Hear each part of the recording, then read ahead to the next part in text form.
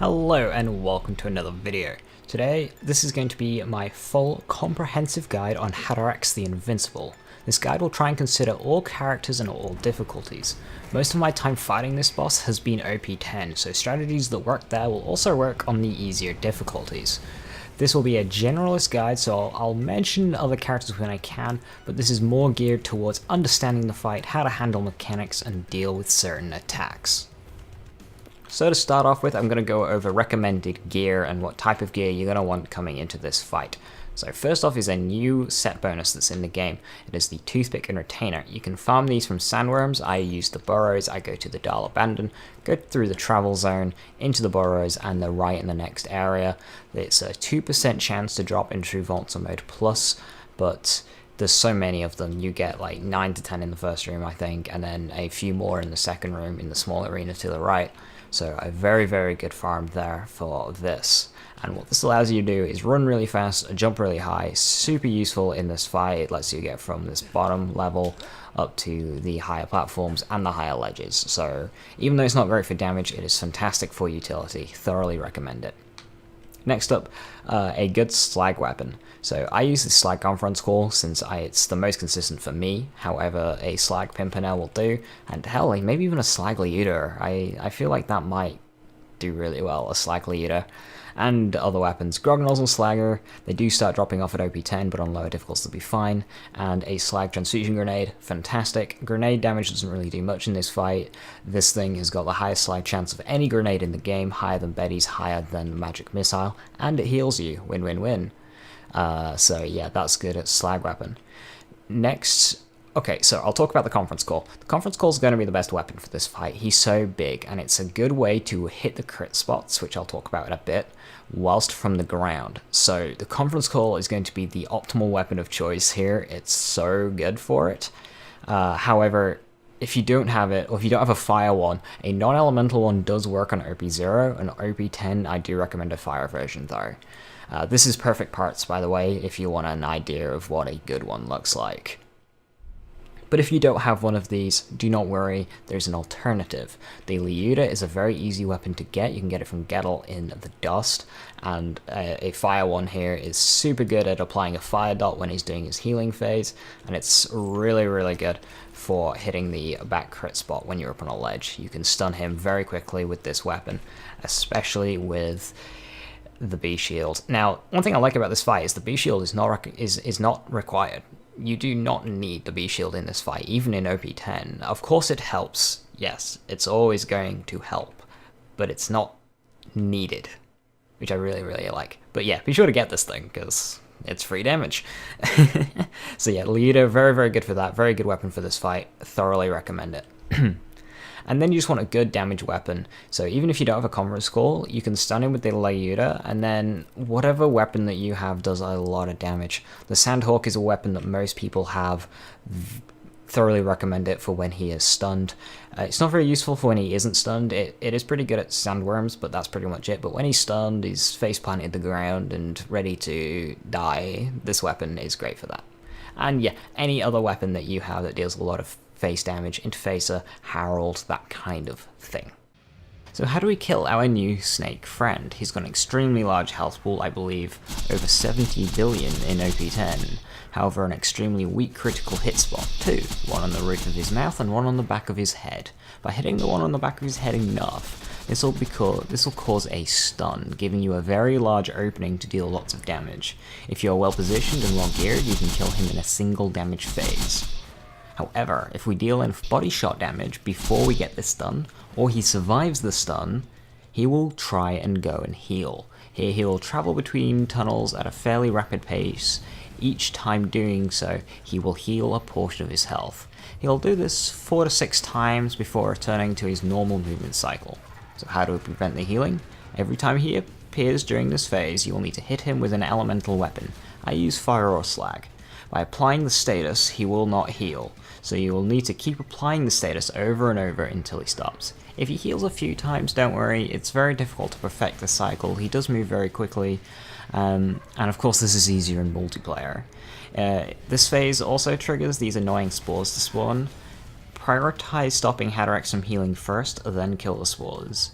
You'll need to use a weapon with a high elemental effect chance. I find the Conference Call to be the best weapon, followed by the Pimpernel. The Leuda is also very good as well. So speaking of its irregular movement cycle, how do I predict where it's going to appear? In the arena we'll see 3 large craters, 1 in each corner. Let's label these A, B, and C. So at the start of the fight he will always spawn in circle A. Now let's say he jumps over to circle B. He will appear at the opposite circle, which is C. So whichever one he doesn't touch is where he's going to pop up. So now he's at circle C. Let's see, he jumps over to circle B again. He will appear back at circle A. It's also mentioning that every time he moves, so every time he pops out of the ground, and I believe every time he goes into the ground, though I'm not so sure on that one, each crater will launch like a geyser in the 3 Horns of Valley. So if I'm stood here, and he pops up over there, that'll launch me up, that I can use to get up onto a higher ledge. So that is an alternative way of getting up onto the ledges without using the retainer. So now we know how to kill it and how to predict its movement, but how does it kill us and how do we not die? Haderax has 5 attacks that it uses. First we have the melee body slam attack. This is his most powerful attack and will only target people who are stood on the upper platform. This attack can knock you very far back and will healthgate you. Salvador players in multiplayer, it is your job to stand on these platforms and bait this attack out. You can tank it and you can heal up fast enough, and this attack gives a very large opening for teammates to shoot the weak spot on the back of his head. Call out this melee attack so everyone is ready. Baiting it offers a great opening. The next one is one that it also uses to target people on these upper platforms. It is a widespread corrosive attack that does medium damage, applies a corrosive dot, and it has a few second duration, so do be careful. It is also an okay opening to get a weak spot damage in, but you need to react quick. To avoid this attack, either run back away off of the platforms or run towards him like you're going in for a hug. Next up is this avalanche attack. He will raise his head up and cause rocks to fall from the ceiling. To avoid this attack, simply hide underneath below the platforms. Next we have the single corrosive lob attack. He will do this right before moving locations if he's got somebody to target. If you're moving to a ledge and he is above ground, wait for this attack in case it comes for you. It does very high damage, has a very large radius and a very long duration. The best way to avoid this is to stand in a place where you don't really intend to be, wait for him to launch the attack and then run to your desired spot. This will cause it to be left in a place where it's not really bothering you.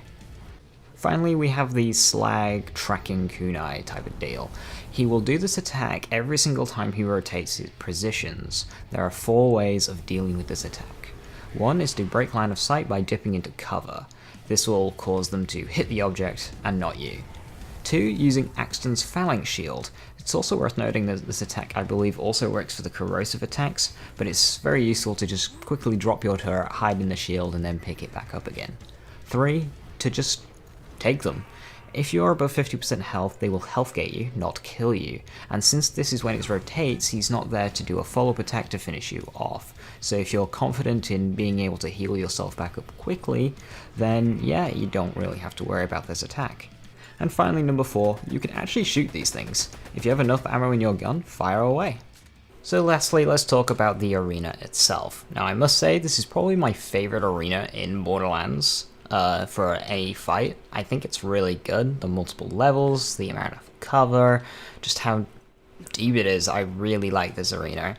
So, on to actually talking about it. So the arena is kind of divided into 3 levels. The first one is this lower tunnels area. Down here you won't be getting any boss aggro.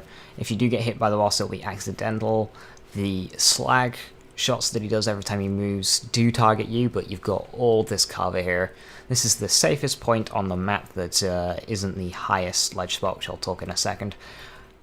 It's just a very good place to come if you need a quickly change gear, if you just need a breather, if you want to try and divide yourself between you and the boss just so you can focus on sandworms and get some ammo. A fantastic place to be. This place is very useful down here. Be sure to make use of it.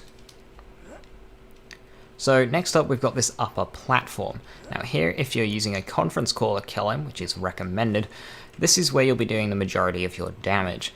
Now, Zero and Maya have skills that increase projectile speed, which means you can do it from the lower level, which makes their kills very safe. For other characters, you'll need to be up here, and Salvador, regardless, you're going to be up here, unless you are solo without a conference call, which you will need to use the ledges, but otherwise, if you're in multiplayer, you're going to be standing here to try and draw out the melee attacks, or with your conference call, killing him. So yeah, this place is the place to be for that. Otherwise, surviving can be very difficult. You are taking the brunt of Haderax's attacks, so for other characters that aren't Salvador, do be careful, since it's very dangerous to chill here. Now finally, we have the upper ledges. So we've got three, one there, and one all the way up there somewhere. So this one is fairly easy to go to. You just come from here, jump over to here, of course can launch yourself up from there, and you are up. Now standing back here is actually a safe spot from the slag projectiles, which is kind of strange. And you can also use this area up here, and this will allow you to shoot him in the back of the head here.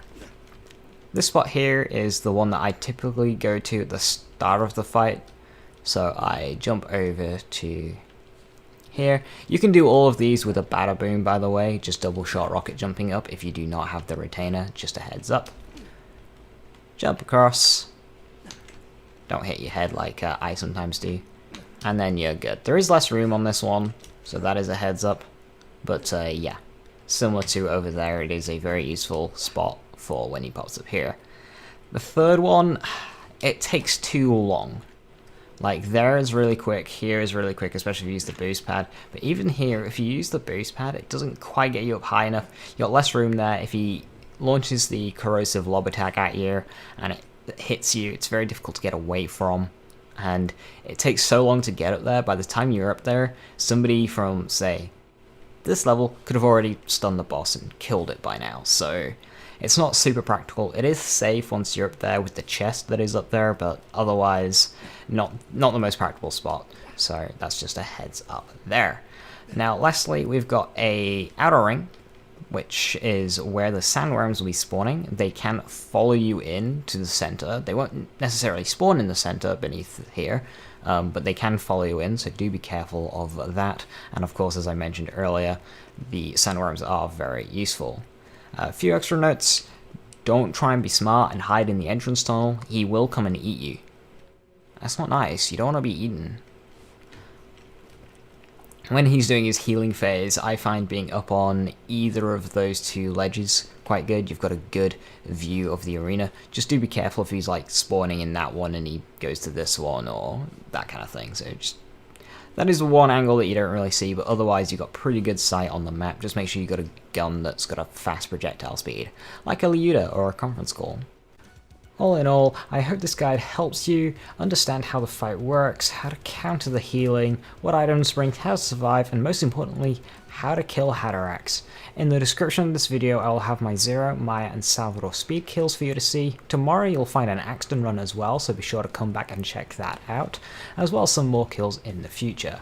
Bear in mind my Maya kill was my first OP10 run, so I didn't quite have the knowledge that I do have now, but it may be interesting to you regardless. And be sure to let me know if this guide did help you, and if it did, what loot did you get? I'd love to hear it. So thank you for watching, and I'll see you next time.